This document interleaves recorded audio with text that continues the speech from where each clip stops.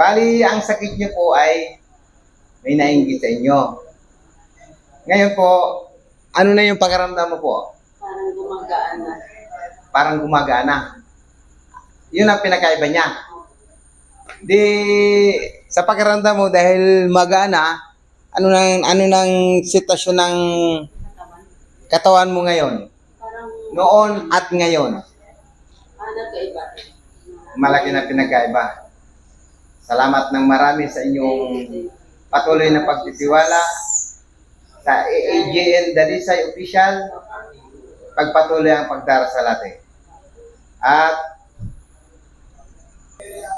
manatili po tayo sa Kanya dahil siya lang ang lahat ng nakakaalam at magbibigay ng kasagutan sa ating mga karamdaman sakit.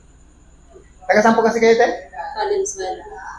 Bakit parang ang lungkot mo pa? Kala ko magaling ka na. Parang sarap niya tulog na. Yun. Kaya pala parang matamlay ka dahil parang inaantok ko na. Matapos ka lang nahilot. Ito naman po si nanay. Bali dito na sila nagkasama.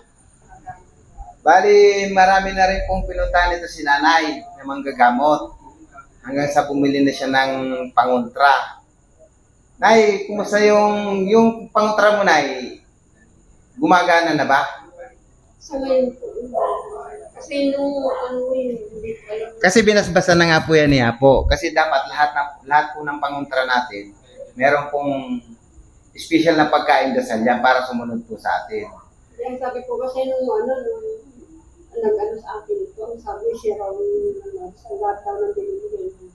Siya ang nag-ano sa Dapat po, binibigay po sa inyo yon. Opo. Hinihingi ko. Kaya kagaya kanina, ibinigay po namin yung pinakadasal niya para gumana po sa inyo at sumunod po sa inyo yan. Dahil sa pananampalataya din po natin sa ating Panginoong Jesucristo. Pero Nay, kumusta na po yung pakaramdam niyo po? Okay. Di ba may sapi din po kayo kanina? Ano na pakaramdam niyo po ngayon? Okay na po. Yan. Si nanay, si ate, bali dito na lang po sila nagkakilala. Nung unang punta po nila, dahil may sakit sila sa espiritual, dito sila unang nagkita, dito rin unang nagkakilala at sabay na silang umuwi. At sabay na rin pumupunta dito. Ngayon, sabay na naman po silang uuwi sa kanilang uuwian sa Cavite. Si nanay, si ate naman ay Valenzuela.